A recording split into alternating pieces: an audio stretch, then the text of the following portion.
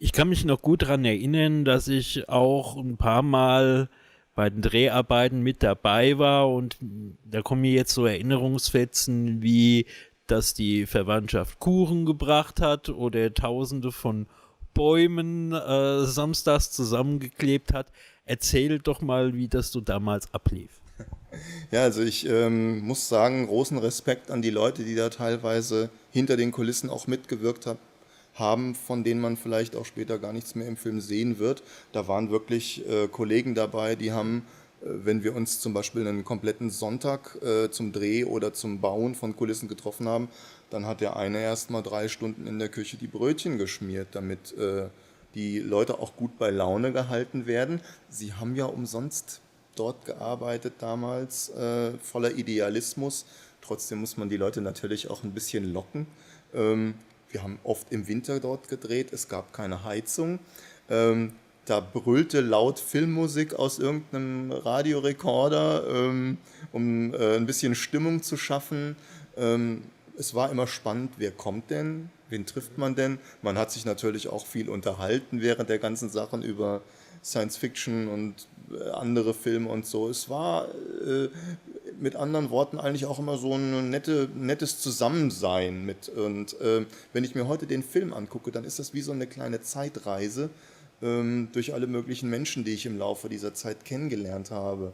Das ist sehr interessant. Ich denke mir, ein Problem bei Independent-Filmen ist, das Ganze zusammenzuhalten. Denn wie du schon gesagt hast, eigentlich wäre es manchmal nötig, dass man als Regisseur die Schauspieler, na, ich will nicht sagen zusammenscheißt, aber zur Disziplin mahnt, weil ja sonst nichts dabei rauskommt. Und wenn du sie zu sehr verärgerst, gehen sie weg und kommen sie nicht mehr wieder. Wie hast du diese Balance geschafft? Das ist ein ganz großes Problem. Und da muss ich sagen, da sind mir vielleicht sogar ein paar Freundschaften dran zerbrochen, weil du musst ja dann anfangen zu trennen, ja, Freundschaft und Job. Das war für uns Job.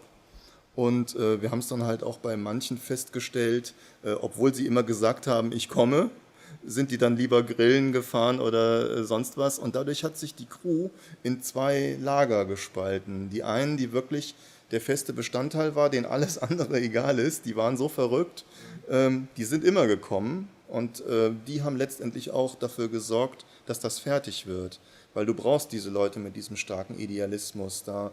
Die haben persönliche Vorlieben dann absolut zurückgesteckt. Vielleicht waren sie auch ein bisschen wahnsinnig, ähnlich wie ich, und haben einfach gesagt, das muss jetzt funktionieren. Und ich glaube, wenn man diese Vision hat, diesen Traum, so was Verrücktes durchzuziehen, dann kann man gar nicht anders.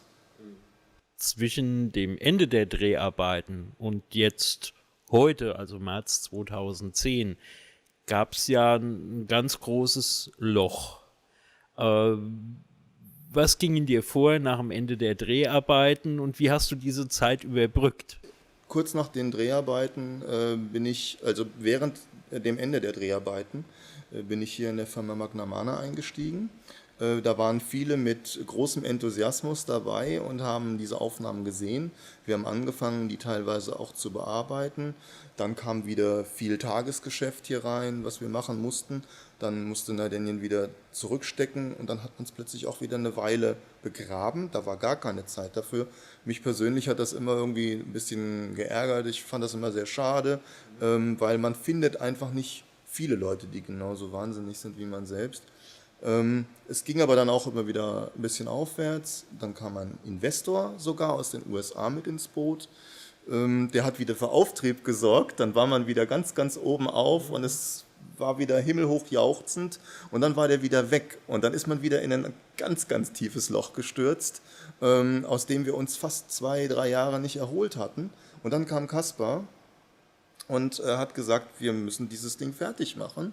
Und er hat sämtliche Kräfte mobilisiert, um die Filmförderung davon auch zu überzeugen, dass dieses Ding es wert ist, herausgebracht zu werden.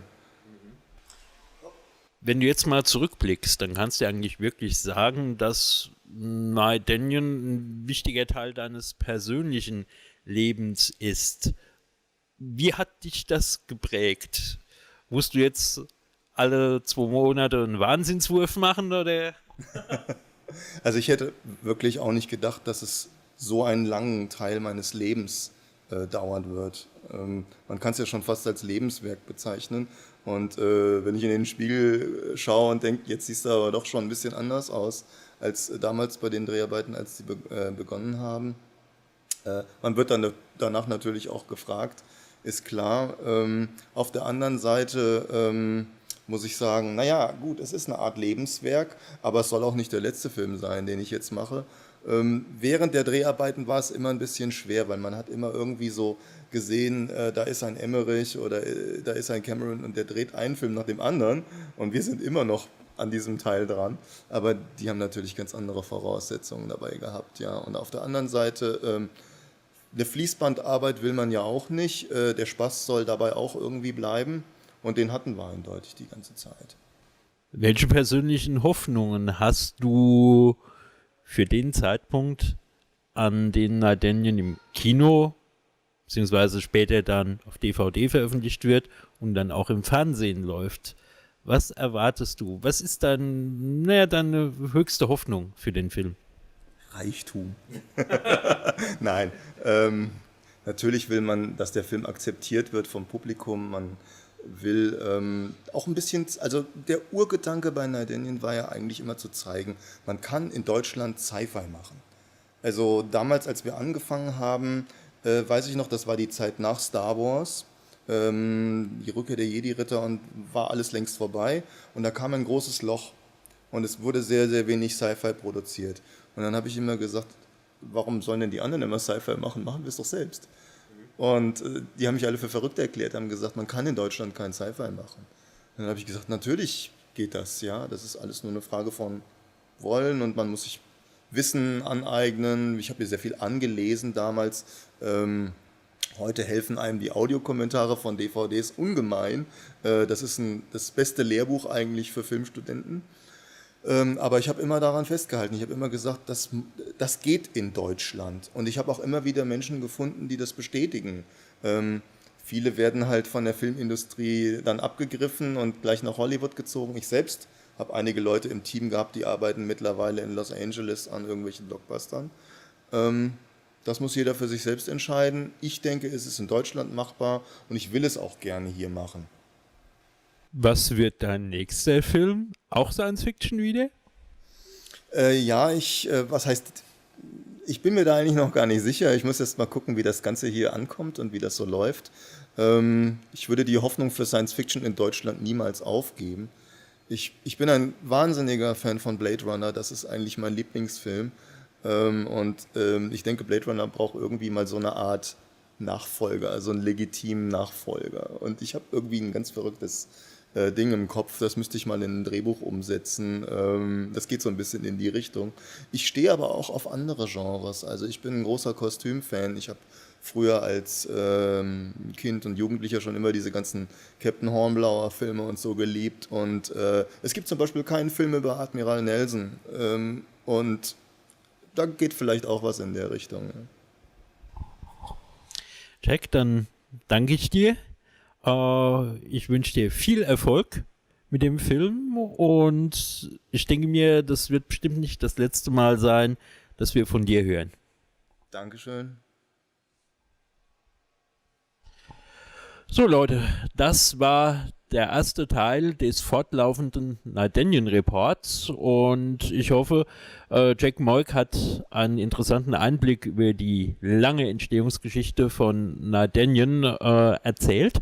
Seid auch wieder mit dabei beim nächsten Mal, wenn es wieder interessante Neuigkeiten zu Nardenien gibt. Danke.